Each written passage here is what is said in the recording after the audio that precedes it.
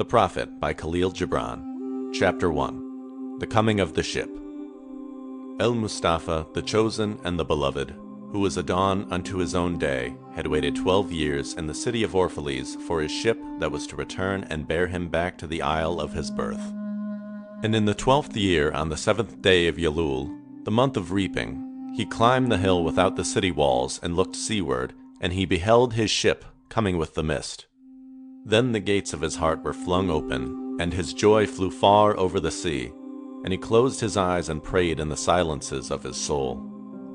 But as he descended the hill, a sadness came upon him, and he thought in his heart, "How shall I go in peace and without sorrow? Nay, not without a wound in the spirit shall I leave this city. Long were the days of pain I have spent within its walls, and long were the nights of aloneness. And who can depart from his pain and his aloneness without regret? Too many fragments of the spirit have I scattered in these streets, and too many are the children of my longing that walk naked among these hills, and I cannot withdraw from them without a burden and an ache. It is not a garment I cast off this day, but a skin that I tear with my own hands. Nor is it a thought I leave behind me, but a heart made sweet with hunger and with thirst. Yet I cannot tarry longer. The sea that calls all things unto her calls me, and I must embark. For to stay, though the hours burn in the night, is to freeze and crystallize and be bound in a mold. Fain would I take it with me all that is here, but how shall I? A voice cannot carry the tongue and the lips that gave it wings. Alone must it seek the ether, and alone and without his nest shall the eagle fly across the sun. Now when he reached the foot of the hill, he turned again towards the sea, and he saw his ship approaching the harbor, and upon her prow the mariners, the men of his own land. And his soul cried out to them, and he said, "Sons of my ancient mother, you riders of the tides, how often have you sailed in my dreams, and now you come in my awakening, which is my deeper dream. Ready am I to go, and my eagerness with sails full set awaits the wind. Only another breath will I breathe in this still air, only another loving look cast backward. And then I shall stand among you, a seafarer among seafarers, and you, vast sea, sleepless mother, who alone are peace and freedom to the river and the stream. Only another winding will this stream make, only another murmur in this glade.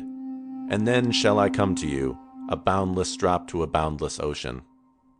And as he walked, he saw from afar men and women leaving their fields and their vineyards and hastening towards the city gates. And he heard their voices calling his name, and shouting from field to field, telling one another of the coming of his ship. And he said to himself, "Shall the day of parting be the day of gathering? And shall it be said that my eve was in truth my dawn? And what shall I give unto him who has left his plough in mid-furrow, or to him who has stopped the wheel of his wine-press? Shall my heart become a tree heavy laden with fruit that I may gather and give unto them? And shall my desires flow like a fountain that I may fill their cups? Am I a harp that the hand of the mighty may touch me, or a flute that his breath may pass through me? A seeker of silences am I, and what treasure have I found in silences that I may dispense with confidence? If this is my day of harvest, in what fields have I sowed the seed, and in what unremembered seasons? If this indeed be the hour in which I lift up my lantern, it is not my flame that shall burn therein. Empty and dark shall I raise my lantern, and the guardian of the night shall fill it with oil, and he shall light it also." These things he said in words, but much in his heart remained unsaid, for he himself could not speak his deeper secret. And when he entered into the city, all the people came to meet him, and they were crying out to him as with one voice. And the elders of the city stood forth and said, "Go not yet away from us. A noontide have you been in our twilight, and your youth has given us dreams to dream.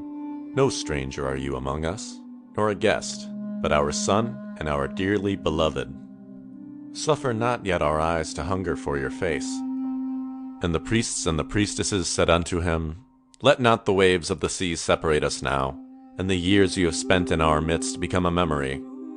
You have walked among us a spirit, and your shadow has been a light upon our faces.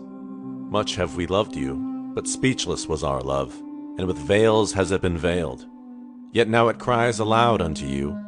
and would stand revealed before you. And ever has it been that love knows not its own depth until the hour of separation. And others came also and entreated him, but he answered them not. He only bent his head, and those who stood near saw his tears falling upon his breast. And he and the people proceeded towards the great square before the temple. And there came out of the sanctuary a woman whose name was Elmitra, and she was a seeress. And he looked upon her with exceeding tenderness, for it was she who had first sought and believed in him when he had been but a day in their city. And she hailed him, saying, Prophet of God, in quest of the uttermost, long have you searched the distances for your ship, and now your ship has come, and you must needs go. Deep is your longing for the land of your memories and the dwelling place of your greater desires, and our love would not bind you, nor our needs hold you. Yet this we ask ere you leave us, that you speak to us and give us your truth. And we will give it unto our children, and they unto their children, and it shall not perish. In your aloneness you have watched with our days, and in your wakefulness you have listened to the weeping and the laughter of our sleep. Now, therefore, disclose us to ourselves, and tell us all that has been shown you of that which is between birth and death. And he answered, People of Orphalese, of what can I speak save of that which is even now moving within your souls? Chapter 2, On Love. Then said Elmitra, Speak to us of love. And he raised his head and looked upon the people, and there fell a stillness upon them.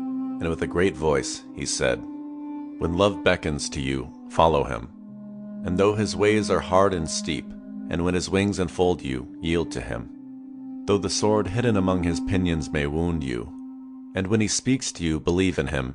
Though his voice may shatter your dreams as the north wind lays waste the garden. For even as love crowns you, so shall he crucify you. Even as he is for your growth, so is he for your pruning. Even as he ascends to your height and caresses your tenderest branches that quiver in the sun, so shall he descend to your roots and shake them in their clinging to the earth. Like sheaves of corn he gathers you unto himself. He threshes you to make you naked. He sifts you to free you from your husks. He grinds you to whiteness. He kneads you until you are pliant. And then he assigns you to his sacred fire. Then you may become sacred bread for God's sacred feast. All these things shall love do unto you, that you may know the secrets of your heart, and in that knowledge become a fragment of life's heart. But if in your fear you would seek only love's peace and love's pleasure, then it is better for you that you cover your nakedness and pass out of love's threshing floor, into the seasonless world where you shall laugh, but not all of your laughter, and weep, but not all of your tears. Love gives naught but itself, and takes naught but from itself. Love possesses not, nor would it be possessed. For love is sufficient unto love. When you love, you should not say, God is in my heart, but rather, I am in the heart of God. And think not you can direct the course of love, for love, if it finds you worthy, directs your course. Love has no other desire but to fulfill itself. But if you love and must needs have desires, let these be your desires. To melt and be like a running brook that sings its melody to the night. To know the pain of too much tenderness. To be wounded by your own understanding of love. And to bleed willingly and joyfully. To wake at dawn with a winged heart and give thanks for another day of loving. To rest at the noon hour and meditate love's ecstasy. To return home at eventide with gratitude. And then to sleep with a prayer for the beloved in your heart and a song of praise upon your lips. Chapter 3, On Marriage. Then Elmitra spoke again and said, And what of marriage, master? And he answered, saying, You were born together, and together you shall be forevermore. You shall be together when the white wings of death scatter your days. Aye, you shall be together even in the silent memory of God. But let there be spaces in your togetherness, and let the winds of the heavens dance between you. Love one another, but make not a bond of love. Let it rather be a moving sea between the shores of your souls. Fill each other's cup, but drink not from one cup. Give one another of your bread, but eat not from the same loaf. Sing and dance together and be joyous, but let each one of you be alone. Even as the strings of a lute are alone, though they quiver with the same music. Give your hearts, but not into each other's keeping, for only the hand of life can contain your hearts. And stand together, yet not too near together, for the pillars of the temple stand apart, and the oak tree and the cypress grow not in each other's shadow. Chapter 4. On Children. And a woman who held a babe against her bosom said, "Speak to us of children." And he said, "Your children are not your children. They are the sons and daughters of life's longing for itself. They come through you, but not from you. And though they are with you, yet they belong not to you. You may give them your love, but not your thoughts, for they have their own thoughts. You may house their bodies, but not their souls, for their souls dwell in the house of tomorrow, which you cannot visit, not even in your dreams. You may strive to be like them, but seek not to make them like you, for life goes not backward, nor tarries with yesterday. You are the bows from which your children as living arrows are sent forth. The archer sees the mark upon the path of the infinite, and he bends you with his might, that his arrows may go swift and far. Let your bending in that archer's hand be for gladness. For even as he loves the arrow that flies, so he loves also the bow that is stable. Chapter 5. On Giving. Then said a rich man, "Speak to us of giving." And he answered, "You give but little when you give of your possessions. It is when you give of yourself that you truly give. For what are your possessions but things you keep and guard for fear you may need them tomorrow? And tomorrow, what shall tomorrow bring to the overprudent dog, burying bones in the trackless sand as he follows the pilgrims to the holy city? And what is fear of need but need itself? Is not dread of thirst when your well is full, the thirst that is unquenchable? There are those who give little of the much which they have, and they give it for recognition, and their hidden desire makes their gifts unwholesome. And there are those who have little and give it all. These are the believers in life and the bounty of life, and their coffer is never empty. There are those who give with joy, and that joy is their reward. And there are those who give with pain, and that pain is their baptism. And there are those who give and know not pain in giving, nor do they seek joy, nor give with mindfulness of virtue. They give as in yonder valley the myrtle breathes its fragrance into space. Through the hands of such as these God speaks, and from behind their eyes he smiles upon the earth. It is well to give when asked, but it is better to give unasked, through understanding. And to the open-handed the search for one who shall receive is joy greater than giving. And is there aught you would withhold? All you have shall some day be given. Therefore give now, that the season of giving may be yours, and not your inheritors. You often say, "I would give, but only to the deserving." The trees in your orchard say not so, nor the flocks in your pasture. They give that they may live, for to withhold is to perish. Surely he who is worthy to receive his days and his nights is worthy of all else from you. And he who has deserved to drink from the ocean of life deserves to fill his cup from your little stream. And what desert greater shall there be than that which lies in the courage and the confidence, nay, the charity, of receiving? And who are you that men should rend their bosom and unveil their pride, that you may see their worth naked and in their pride unabashed? See first that you yourself deserve to be a giver, and an instrument of giving. For in truth it is life that gives unto life, while you, who deem yourself a giver, are but a witness. And you receivers, and you are all receivers, assume no weight of gratitude, lest you lay a yoke upon yourself and upon him who gives. Rather rise together with the giver on his gifts as on wings. For to be overmindful of your debt is to doubt his generosity, who is the free-hearted earth for mother, and God for father. Chapter 6. On Eating and Drinking. Then an old man, a keeper of an inn, said, "Speak to us of eating and drinking." And he said, "Would that you could live on the fragrance of the earth, and like an air plant be sustained by the light. But since you must kill to eat, and rob the newly born of its mother's milk to quench your thirst, let it then be an act of worship. And let your boards stand an altar on which the pure and the innocent of forest and plain are sacrificed for that which is purer and still more innocent in man. When you kill a beast, say to him in your heart, 'By the same power that slays you, I too am slain, and I too shall be consumed, For the law that delivered you into my hand shall deliver me into a mightier hand. Your blood and my blood is naught but the sap that feeds the tree of heaven. And when you crush an apple with your teeth, say to it in your heart, Your seed shall live in my body, and the buds of your tomorrow shall blossom in my heart, and your fragrance shall be my breath, and together we shall rejoice through all the seasons. And in the autumn, when you gather the grapes of your vineyards for the winepress, say in your heart, I too am a vineyard, and my fruit shall be gathered for the winepress. And like new wine I shall be kept in eternal vessels. And in winter, when you draw the wine, let there be in your heart a song for each cup. And let there be in the song a remembrance for the autumn days, and for the vineyard, and for the winepress. Chapter 7. On Work. Then a plowman said, Speak to us of work. And he answered, saying, You work that you may keep pace with the earth and the soul of the earth. For to be idle is to become a stranger unto the seasons, and to step out of life's procession that marches in majesty and proud submission towards the infinite. When you work, you are a flute through whose heart the whispering of the hours turns to music. Which of you would be a reed, dumb and silent when all else sings together in unison? Always you have been told that work is a curse and labor a misfortune. But I say to you that when you work, you fulfill a part of earth's furthest dream, assigned to you when that dream was born. And in keeping yourself with labor, you are in truth loving life. And to love life through labor is to be intimate with life's inmost secret.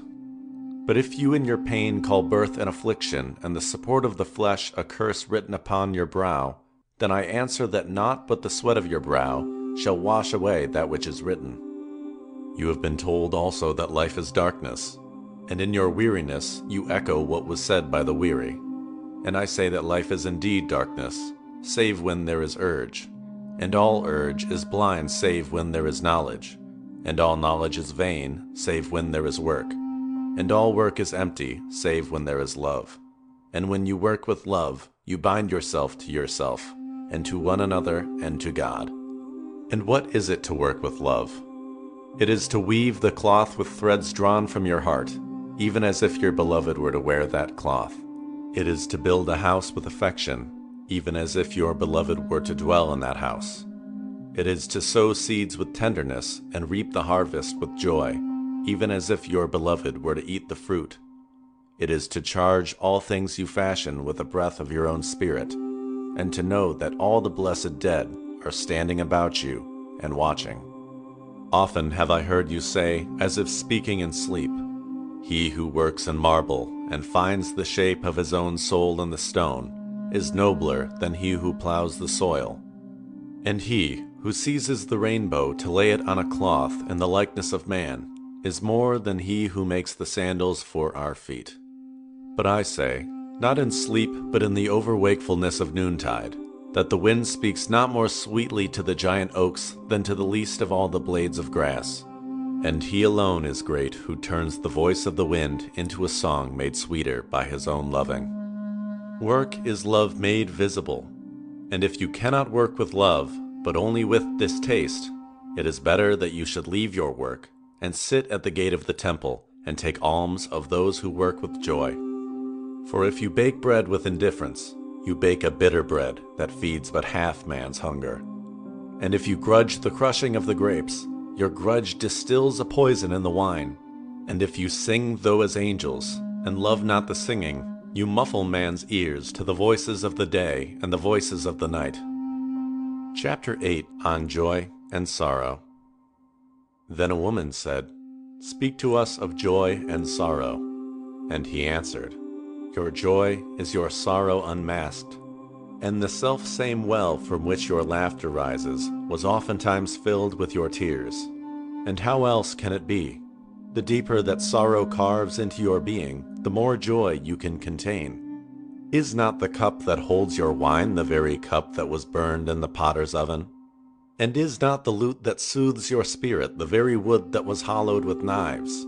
When you are joyous, look deep into your heart, and you shall find it is only that which has given you sorrow that is giving you joy. When you are sorrowful, look again in your heart, and you shall see that in truth you are weeping for that which has been your delight. Some of you say, joy is greater than sorrow, and others say, nay, sorrow is the greater. But I say unto you, they are inseparable. Together they come, and when one sits alone with you at your board, remember that the other is asleep upon your bed. Verily, you are suspended like scales between your sorrow and your joy. Only when you are empty are you at standstill and balanced. When the treasure keeper lifts you to weigh his gold and his silver, needs must your joy or your sorrow rise or fall. Chapter 9, On Houses. Then a mason came forth and said, Speak to us of houses. And he answered and said, Build of your imaginings a bower in the wilderness, ere you build a house within the city walls. For even as you have homecomings in your twilight, so has the wanderer in you, the ever distant and alone. Your house is your larger body. It grows in the sun and sleeps in the stillness of the night, and it is not dreamless. Does not your house dream, and dreaming leave the city for grove or hilltop? Would that I could gather your houses into my hand, and like a sower scatter them in forest and meadow. Would the valleys were your streets, and the green paths your alleys, that you might seek one another through vineyards, and come with the fragrance of the earth in your garments. But these things are not yet to be. In their fear your forefathers gathered you too near together, and that fear shall endure a little longer. A little longer shall your city walls separate your hearths from your fields. And tell me, people of Orphalese, what have you in these houses? And what is it you guard with fastened doors? Have you peace, the quiet urge that reveals your power? Have you remembrances, the glimmering arches that span the summits of the mind? Have you beauty that leads the heart from things fashioned of wood and stone to the holy mountain? Tell me, have you these in your houses? Or have you only comfort and the lust for comfort, that stealthy thing that enters the house as a guest and then becomes a host, and then a master? Aye, and it becomes a tamer, and with hook and scourge makes puppets of your larger desires. Though its hands are silken, its heart is of iron. It lulls you to sleep only to stand by your bed and jeer at the dignity of the flesh. It makes mock of your sound senses, and lays them in thistledown like fragile vessels. Verily, the lust for comfort murders the passion of the soul, and then walks grinning in the funeral. But you, children of space, you restless in rest, you shall not be trapped nor tamed. Your house shall be not an anchor, but a mast. It shall not be a glistening film that covers a wound, but an eyelid that guards the eye. You shall not fold your wings that you may pass through doors, nor bend your heads that they strike not against a ceiling, nor fear to breathe lest walls should crack and fall down. You shall not dwell in tombs made by the dead for the living. And though of magnificence and splendor, your house shall not hold your secret, nor shelter your longing. For that which is boundless in you abides in the mansion of the sky, whose door is the morning mist, and whose windows are the songs and the silences of the night. Chapter 10, On Clothes. And the weaver said, Speak to us of clothes. And he answered, Your clothes conceal much of your beauty, yet they hide not the unbeautiful. And though you seek in garments the freedom of privacy, you may find in them a harness and a chain. Would that you could meet the sun and the wind with more of your skin and less of your raiment. For the breath of life is in the sunlight, and the hand of life is in the wind. Some of you say, It is the north wind who has woven the clothes we wear.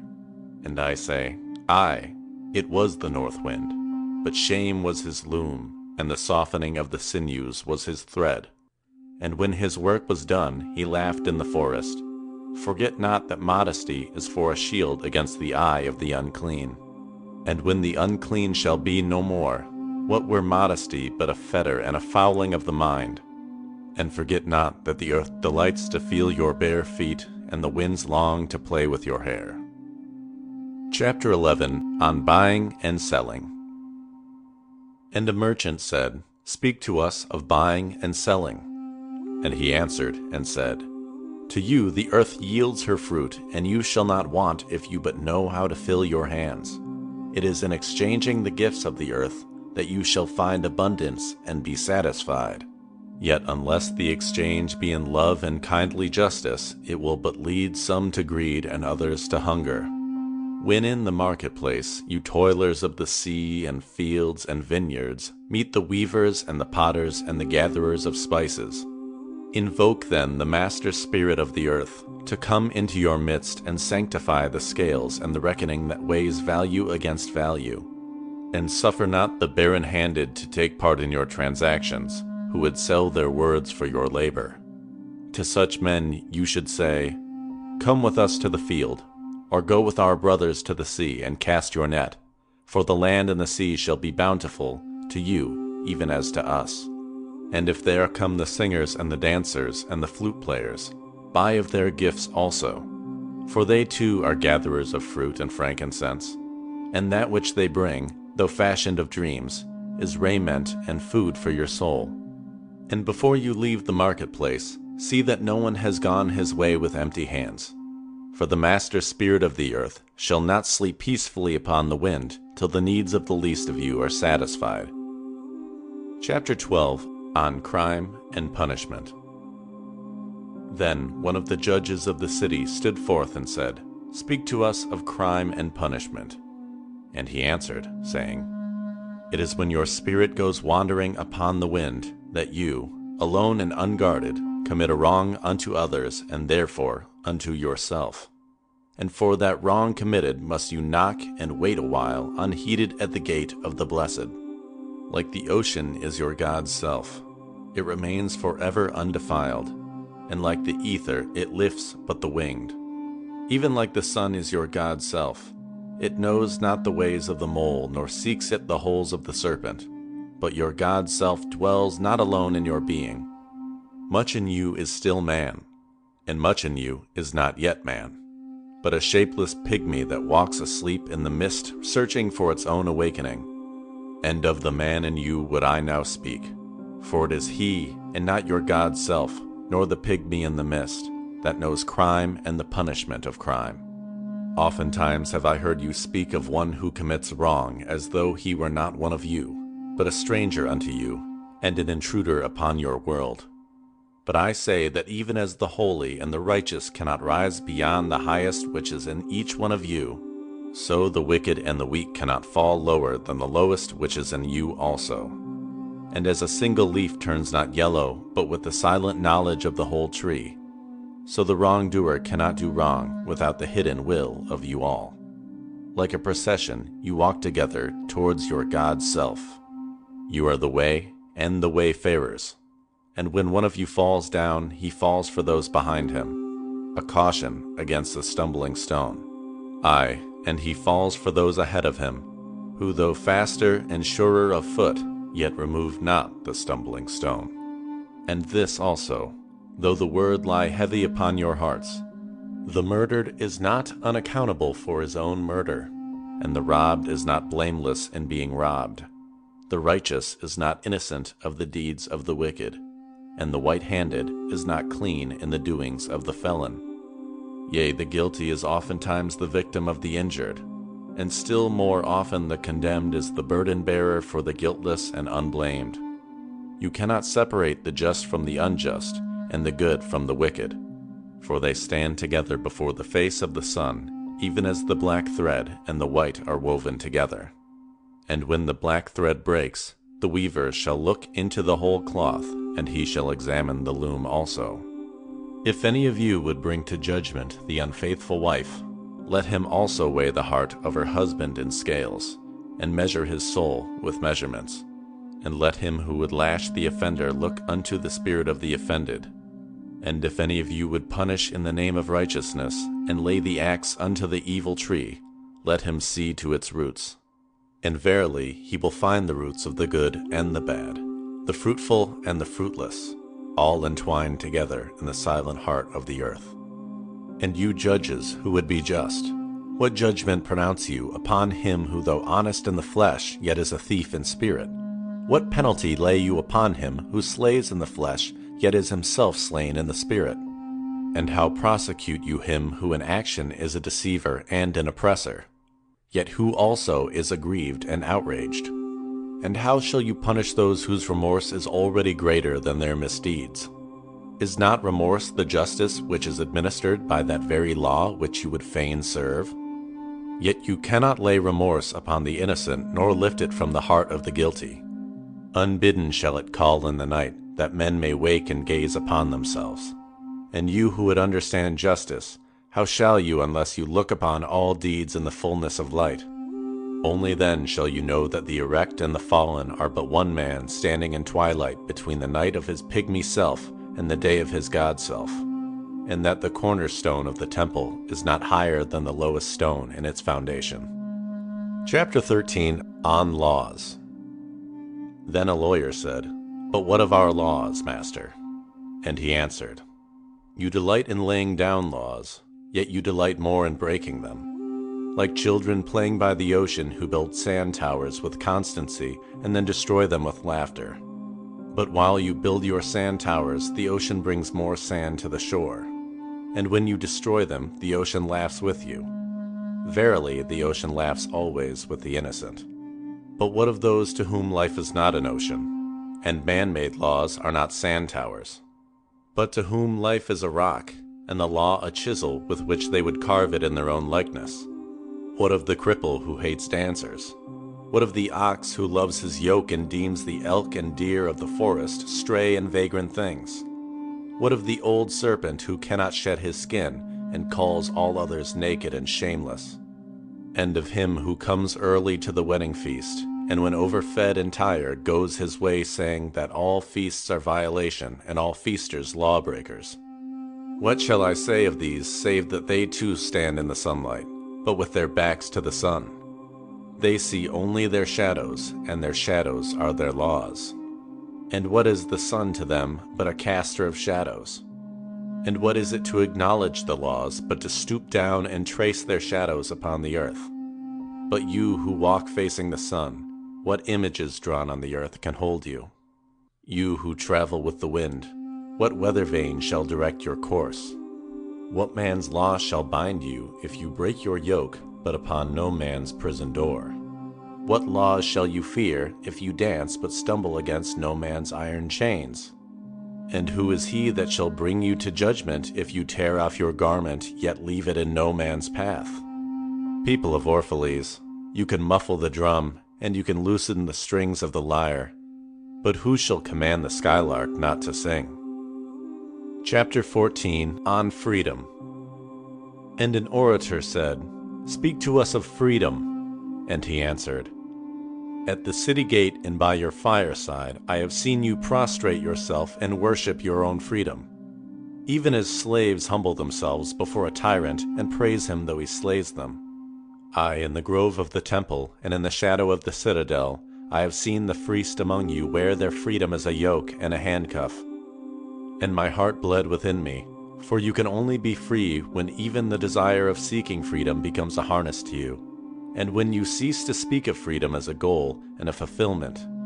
You shall be free indeed when your days are not without a care, nor your nights without a want and a grief, but rather when these things girdle your life, and yet you rise above them, naked and unbound.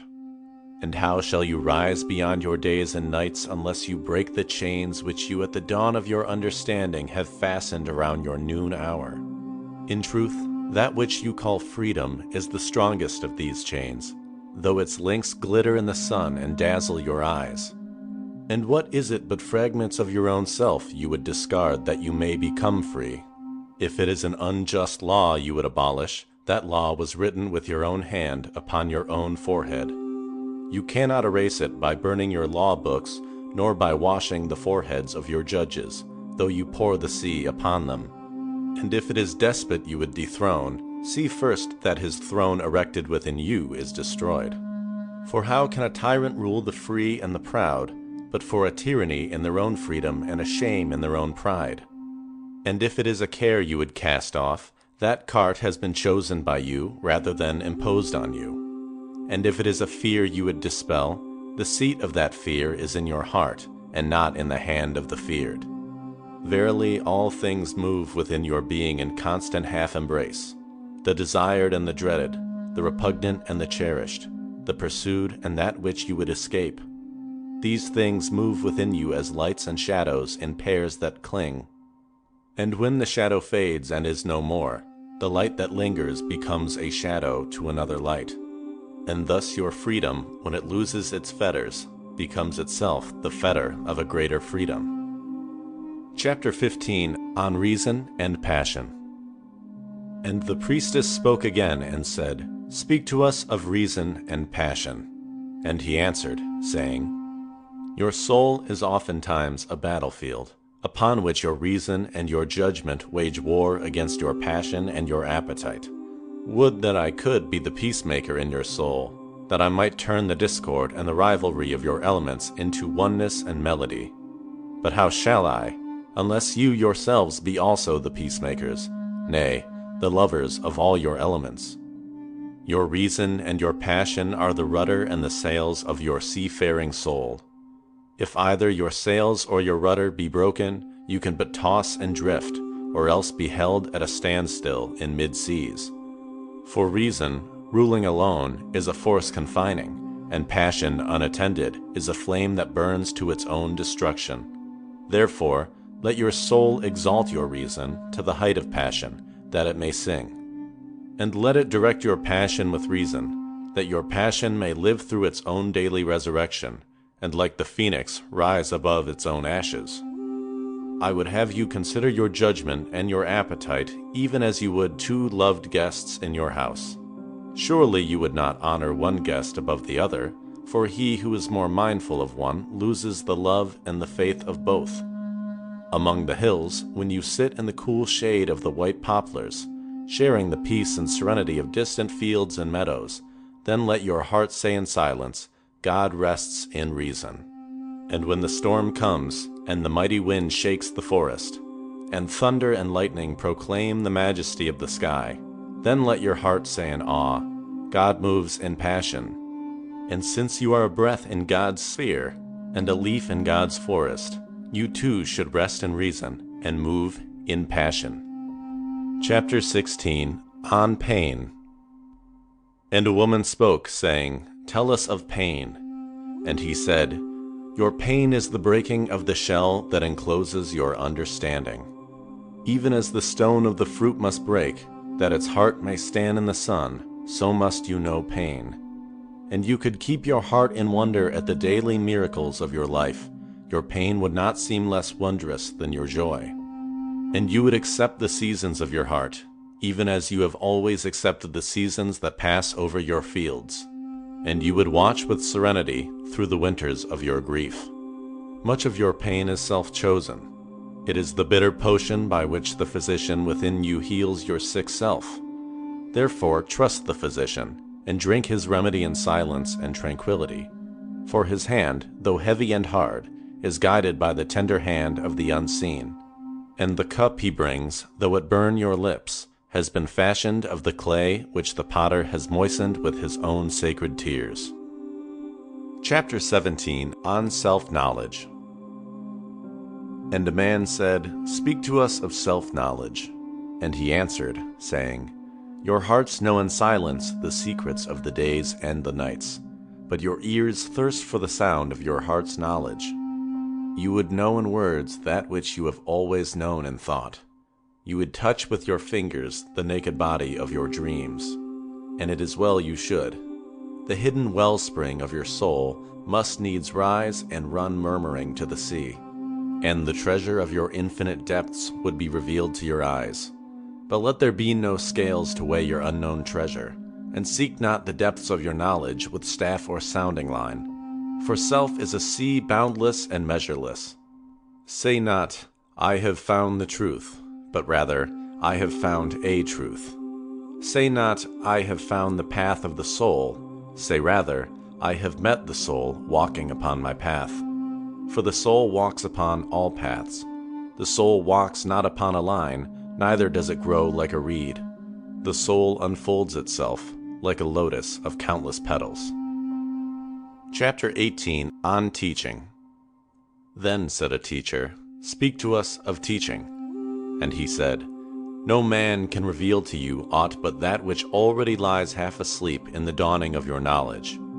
The teacher who walks in the shadow of the temple among his followers gives not of his wisdom, but rather of his faith and his lovingness. If he is indeed wise, he does not bid you enter the house of his wisdom, but rather leads you to the threshold of your own mind.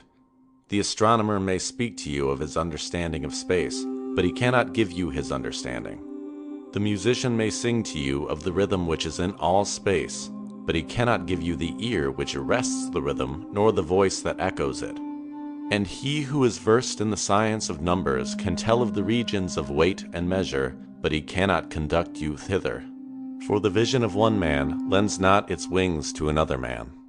And even as each one of you stands alone in God's knowledge, so must each one of you be alone in his knowledge of God and in his understanding of the earth.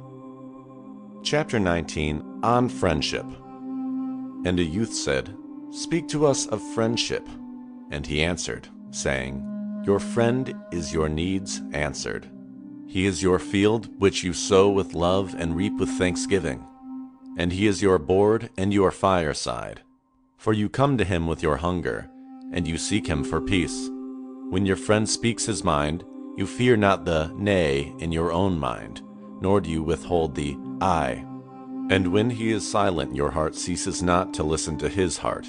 For without words, in friendship, all thoughts, all desires, all expectations are born and shared, with joy that is unacclaimed. When you part from your friend, you grieve not, for that which you love most in him may be clearer in his absence, as the mountain to the climber is clearer from the plain. And let there be no purpose in friendship save the deepening of the spirit. For love that seeks aught but the disclosure of its own mystery is not love, but a net cast forth, and only the unprofitable is caught. And let your best be for your friend. If he must know the ebb of your tide, let him know its flood also. For what is your friend that you should seek him with hours to kill? Seek him always with hours to live, for it is his to fill your need, but not your emptiness. And in the sweetness of friendship, let there be laughter, and sharing of pleasures. For in the dew of little things the heart finds its morning, and is refreshed. Chapter 20, On Talking. And then a scholar said, Speak of talking. And he answered, saying, You talk when you cease to be at peace with your thoughts. And when you can no longer dwell in the solitude of your heart, you live in your lips, and sound is a diversion and a pastime. And in much of your talking, thinking is half murdered. For thought is a bird of space, that in a cage of words may indeed unfold its wings, but cannot fly. There are those among you who seek the talkative through fear of being alone. The silence of aloneness reveals to their eyes their naked selves, and they would escape. And there are those who talk, and without knowledge or forethought reveal a truth which they themselves do not understand. And there are those who have the truth within them, but they tell it not in words. In the bosom of such as these the Spirit dwells in rhythmic silence. When you meet your friend on the roadside or in the marketplace, let the Spirit in you move your lips and direct your tongue. Let the voice within your voice speak to the ear of his ear. For his soul will keep the truth of your heart, as the taste of the wine is remembered when the color is forgotten and the vessel is no more.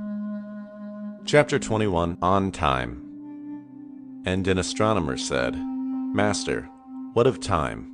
And he answered, You would measure time, the measureless and the immeasurable.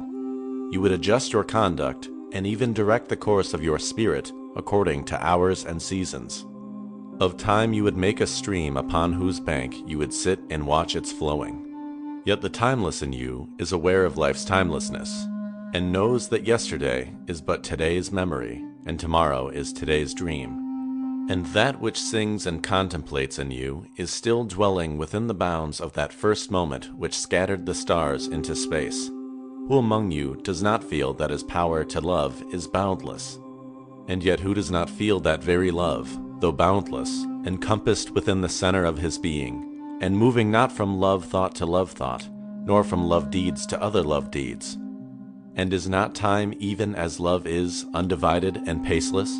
But if in your thought you must measure time into seasons, let each season encircle all the other seasons.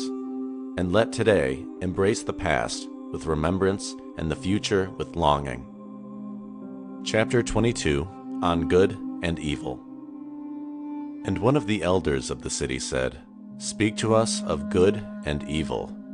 And he answered, Of the good in you I can speak, but not of the evil. For what is evil but good tortured by its own hunger and thirst? Verily, when good is hungry, it seeks food even in dark caves, and when it thirsts, it drinks even of dead waters. You are good when you are one with yourself. Yet when you are not one with yourself, you are not evil. For a divided house is not a den of thieves, it is only a divided house. And a ship without rudder may wander aimlessly among perilous isles, yet sink not to the bottom. You are good when you strive to give of yourself. Yet you are not evil when you seek gain for yourself. For when you strive for gain, you are but a root that clings to the earth and sucks at her breast. Surely the fruit cannot say to the root, Be like me, ripe and full and ever giving of your abundance. For to the fruit giving is a need, as receiving is a need to the root. You are good when you are fully awake in your speech. Yet you are not evil when you sleep while your tongue staggers without purpose, and even stumbling speech may strengthen a weak tongue. You are good when you walk to your goal firmly and with bold steps. Yet you are not evil when you go thither limping. Even those who limp go not backward. But you who are strong and swift, see that you do not limp before the lame, deeming it kindness. You are good in countless ways, and you are not evil when you are not good. You are only loitering and sluggard. Pity that the stags cannot teach swiftness to the turtles. In your longing for your giant self lies your goodness, and that longing is in all of you. But in some of you, that longing is a torrent rushing with might to the sea, carrying the secrets of the hillsides and the songs of the forest. And in others, it is a flat stream that loses itself in angles and bends, and lingers before it reaches the shore.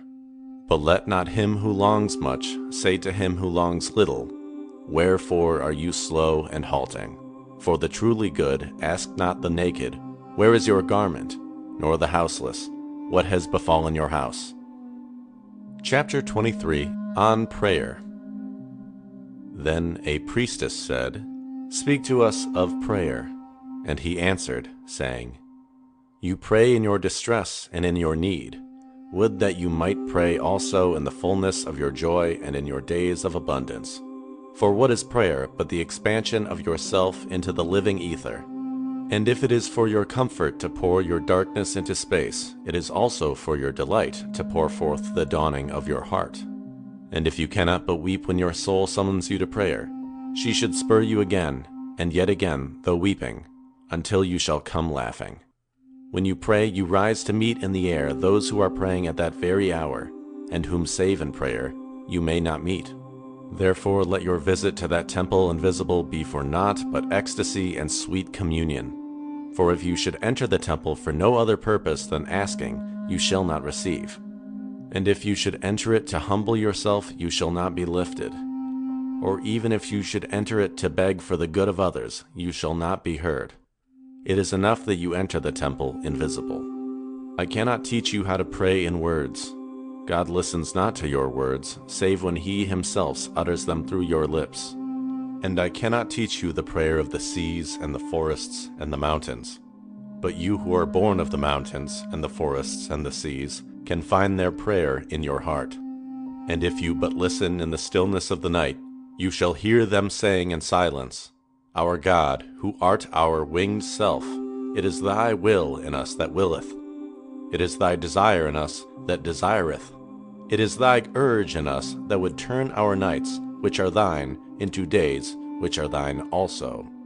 We cannot ask thee for aught, for thou knowest our needs before they are born in us.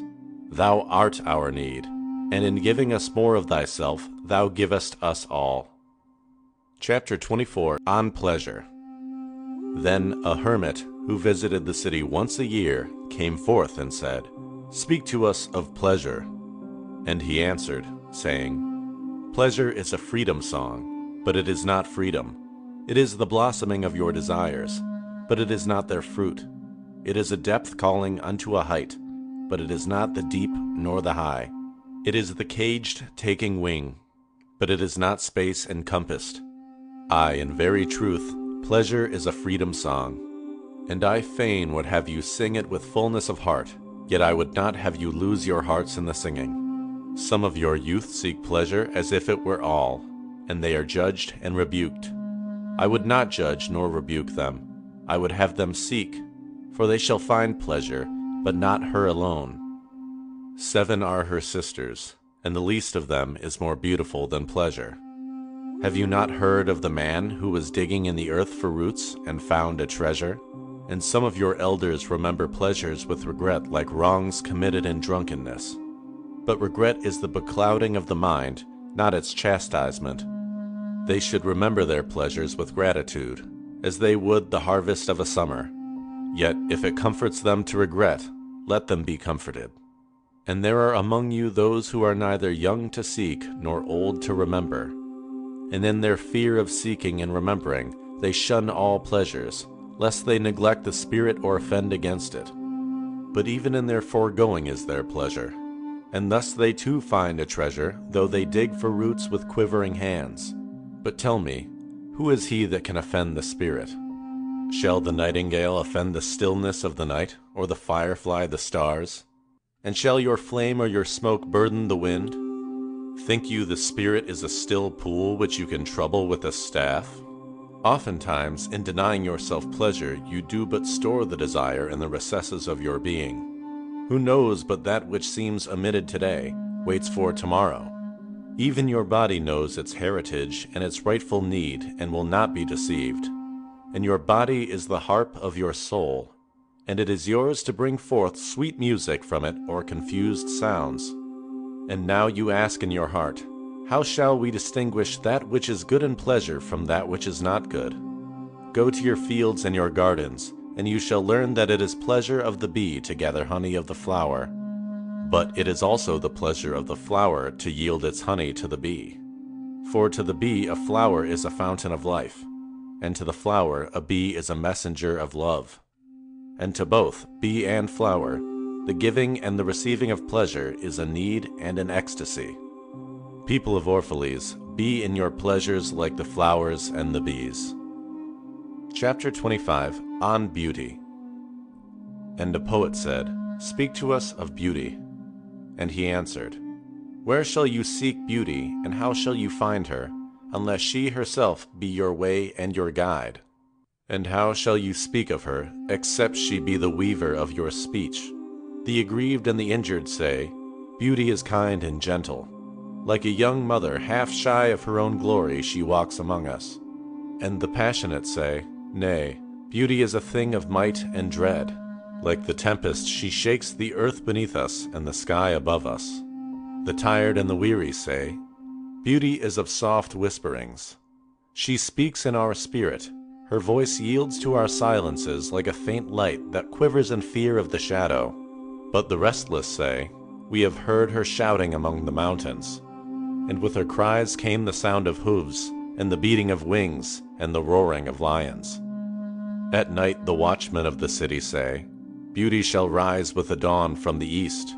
And at noontide the toilers and the wayfarers say, We have seen her leaning over the earth from the windows of the sunset. In winter, say the snowbound, She shall come with the spring leaping upon the hills. And in the summer, heat the reapers say, We have seen her dancing with the autumn leaves, and we saw a drift of snow in her hair. All these things have you said of beauty. Yet in truth you spoke not of her, but of needs unsatisfied. And beauty is not a need, but an ecstasy.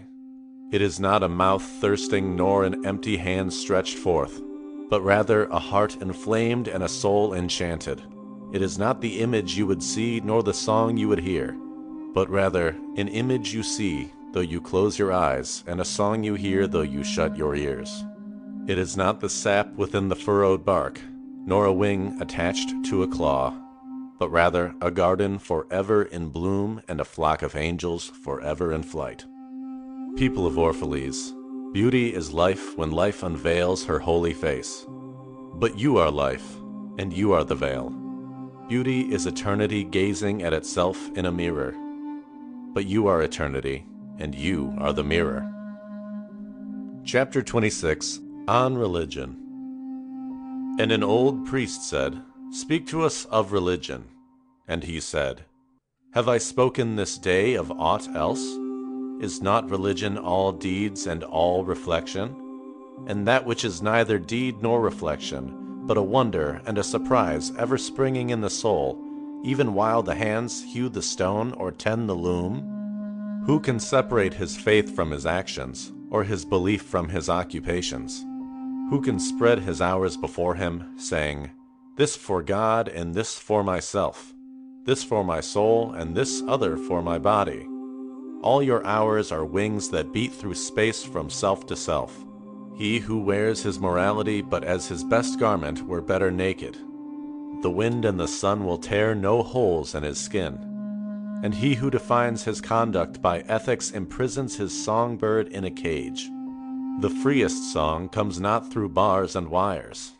And he to whom worshipping is a window, to open but also to shut, has not yet visited the house of his soul, whose windows are from dawn to dawn. Your daily life is your temple and your religion. Whenever you enter it, take with you your all. Take the plow and the forge and the mallet and the lute, the things you have fashioned in necessity or for delight. For in reverie you cannot rise above your achievements, nor fall lower than your failures. And take with you all men, for in adoration you cannot fly higher than their hopes, nor humble yourself lower than their despair. And if you would know God, be not therefore a solver of riddles. Rather look about you, and you shall see him playing with your children. And look into space, you shall see him walking in the cloud, outstretching his arms in the lightning and descending in rain. You shall see him smiling in flowers, then rising and waving his hands in the trees. Chapter 27, On Death. Then Elmitra spoke, saying, "We would ask now of death." And he said, "You would know the secret of death, but how shall you find it unless you seek it in the heart of life? The owl whose night-bound eyes are blind unto the day cannot unveil the mystery of light. But if you would indeed behold the spirit of death, open your heart wide unto the body of life. For life and death are one, even as the river and the sea are one. In the depth of your hopes and desires lies your silent knowledge of the beyond. And like seeds dreaming beneath the snow, your heart dreams of spring. Trust the dreams, for in them is hidden the gate to eternity. Your fear of death is but the trembling of the shepherd when he stands before the king, whose hand is to be laid upon him in honor. Is the shepherd not joyful beneath his trembling, that he shall wear the mark of the king? Yet is he not more mindful of his trembling? For what is it to die but to stand naked in the wind and to melt into the sun? And what is it to cease breathing but to free the breath from its restless tides, that it may rise and expand and seek God unencumbered? Only when you drink from the river of silence shall you indeed sing. And when you have reached the mountain-top, then you shall begin to climb. And when the earth shall claim your limbs, then shall you truly dance. And now it was evening. And Elmitra the seeress said, "Blessed be this day, and this place, and your spirit that has spoken." And he answered, "Was it I who spoke? Was I not also a listener?" Chapter 28, The Farewell. Then he descended the steps of the temple, and all the people followed him. And he reached his ship and stood upon the deck. And facing the people again, he raised his voice and said, "People of Orphalese, the wind bids me leave you. Less hasty am I than the wind, yet I must go. We wanderers, ever seeking the lonelier way, begin no day where we have ended another day, and no sunrise finds us where sunset left us. even while the earth sleeps, we travel. We are the seeds of the tenacious plant, and it is in our ripeness and our fullness of heart that we are given to the wind and are scattered. Brief were my days among you, and briefer still the words I have spoken. But should my voice fade in your ears, and my love vanish in your memory, then I will come again. And with a richer heart and lips more yielding to the Spirit will I speak. Yea, I shall return with the tide, and though death may hide me, and the greater silence enfold me, yet again will I seek your understanding. And not in vain will I seek. If aught I have said is truth, that truth shall reveal itself in a clearer voice, and in words more kin to your thoughts. I go with the wind, people of Orphalese, but not down into emptiness. And if this day is not a fulfillment of your needs and my love, then let it be a promise till another day. Man's need change, but not his love, nor his desire that his love should satisfy his needs. Know, therefore, that from the greater silence I shall return. The mist that drifts away at dawn, leaving but dew in the fields, shall rise and gather into a cloud, and then fall down in rain. And not unlike the mist have I been. In the stillness of the night I have walked in your streets, and my spirit has entered your houses. And your heartbeats were in my heart, and your breath was upon my face, and I knew you all. I knew your joy and your pain, and in your sleep your dreams were my dreams. And oftentimes I was among you a lake among the mountains. I mirrored the summits in you and the bending slopes, and even the passing flocks of your thoughts and your desires. And to my silence came the laughter of your children in streams, and the longing of your youths in rivers. And when they reached my depth, the streams and the rivers ceased not yet to sing, but sweeter still than laughter and greater than longing came to me. It was the boundless in you, the vast man in whom you are all but cells and sinews, he in whose chant all your singing is but a soundless throbbing. It is in the vast man that you are vast, and in beholding him that I beheld you and loved you. For what distances can love reach that are not in that vast sphere?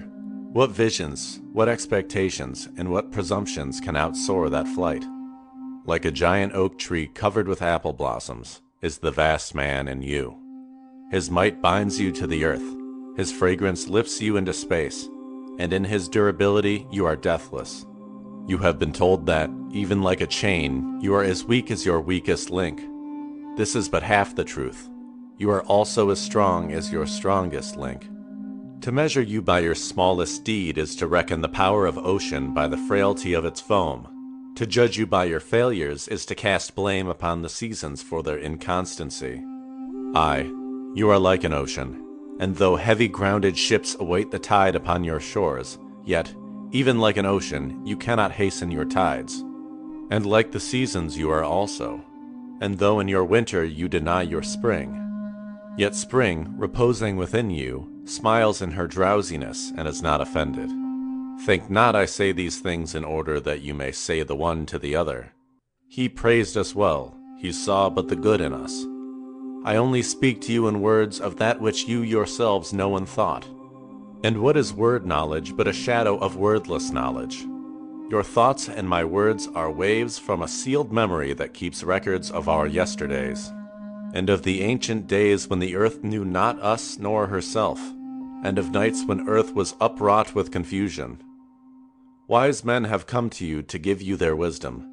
I came to take of your wisdom. And behold, I have found that which is greater than wisdom. It is a flame spirit in you ever gathering more of itself, while you, heedless of its expansion, bewail the withering of your days. It is life in quest of life in bodies that fear the grave. There are no graves here. These mountains and plains are a cradle and a stepping stone. Whenever you pass by the field where you have laid your ancestors, look well thereupon, and you shall see yourselves and your children dancing hand in hand. Verily, you often make merry without knowing. Others have come to you to whom for golden promises made unto your faith you have given but riches and power and glory.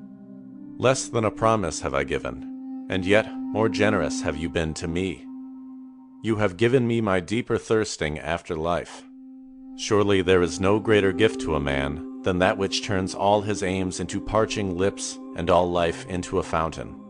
And in this lies my honor and my reward, that whenever I come to the fountain to drink, I find the living water itself thirsty, and it drinks me while I drink it. Some of you have deemed me proud and overshy to receive gifts. Too proud indeed am I to receive wages, but not gifts. And though I have eaten berries among the hills when you would have had me sit at your board, and slept in the portico of the temple when you would gladly have sheltered me, yet was it not your loving mindfulness of my days and my nights that made food sweet to my mouth and girdled my sleep with visions? For this I bless you most. You give much, and know not that you give at all. Verily, the kindness that gazes upon itself in a mirror turns to stone, and a good deed that calls itself by tender names becomes the parent to a curse. And some of you have called me aloof, and drunk with my own aloneness. And you have said, He holds counsel with the trees of the forest, but not with men. He sits alone on hilltops, and looks down upon our city. True it is that I have climbed the hills and walked in remote places. How could I have seen you, save from a great height or a great distance? How can one be indeed near, unless he be far? And others among you called unto me, not in words, and they said, Stranger, stranger, lover of unreachable heights, why dwell you among the summits where eagles build their nests? Why seek you the unattainable? What storms would you trap in your net, and what vaporous birds do you hunt in the sky? Come and be one of us. Descend and appease your hunger with our bread, and quench your thirst with our wine. In the solitude of their souls they said these things. But were their solitude deeper, they would have known that I sought but the secret of your joy and your pain, and I hunted only your larger selves that walked the sky. But the hunter was also the hunted. For many of my arrows left my bow only to seek my own breast, and the flyer was also the creeper. For when my wings were spread in the sun, their shadow upon the earth was a turtle. And I, the believer, was also the doubter. For often have I put my finger in my own wound, that I might have the greater belief in you, and the greater knowledge of you. And it is with this belief and this knowledge that I say, You are not enclosed within your bodies, nor confined to houses or fields. That which is you dwells above the mountain and roves with the wind. It is not a thing that crawls into the sun for warmth, or digs holes into darkness for safety, but a thing free, a spirit that envelops the earth and moves in the ether.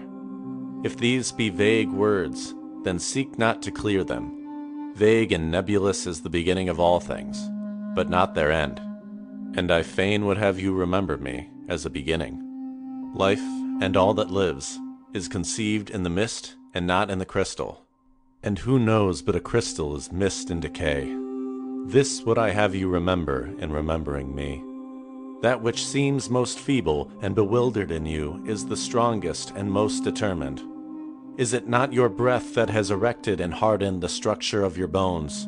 And is it not a dream which none of you remember having dreamt, that builded your city and fashioned all there is in it? Could you but see the tides of that breath, you would cease to see all else. And if you could hear the whispering of the dream, you would hear no other sound. But you do not see, nor do you hear, and it is well. The veil that clouds your eyes shall be lifted by the hands that wove it, and the clay that fills your ears shall be pierced by those fingers that kneaded it, and you shall see, and you shall hear. Yet you shall not deplore having known blindness, nor regret having been deaf. For in that day you shall know the hidden purposes in all things, and you shall bless darkness as you would bless light. After saying these things he looked about him, and he saw the pilot of his ship standing by the helm, and gazing now at the full sails, and now at the distance. And he said, Patient, over patient, is the captain of my ship. The wind blows, and restless are the sails. Even the rudder begs direction. Yet quietly my captain awaits my silence, and these my mariners, who have heard the choir of the greater sea, they too have heard me patiently. Now they shall wait no longer. I am ready. The stream has reached the sea, and once more the great mother holds her son against her breast. Fare you well, people of Orphalese. This day has ended. It is closing upon us even as the water lily upon its own tomorrow. What was given us here we shall keep, and if it suffices not, then again must we come together, and together stretch our hands unto the giver. Forget not that I shall come back to you. A little while, and my longing shall gather dust and foam for another body. A little while, a moment of rest upon the wind, and another woman shall bear me. Farewell to you, and the youth I have spent with you. It was but yesterday we met in a dream. You have sung to me in my aloneness, and I of your longings have built a tower in the sky. But now our sleep has fled, and our dream is over, and it is no longer dawn. The noontide is upon us, and our half-waking has turned to fuller day, and we must part. If in the twilight of memory we should meet once more, we shall speak again together, and you shall sing to me a deeper song. And if our hands should meet in another dream, we shall build another tower in the sky. So saying, he made a signal to the seamen, and straightway they weighed anchor and cast the ship loose from its moorings, and they moved eastward. And a cry came from the people as from a single heart, and it rose into the dusk and was carried out over the sea like a great trumpeting. Only Almitra was silent, gazing after the ship until it had vanished into the mist. And when all the people were dispersed, she still stood alone upon the sea wall, remembering in her heart his saying, "A little while, a moment of rest upon the wind, and another woman shall bear me." End of The Prophet by Kahlil Gibran.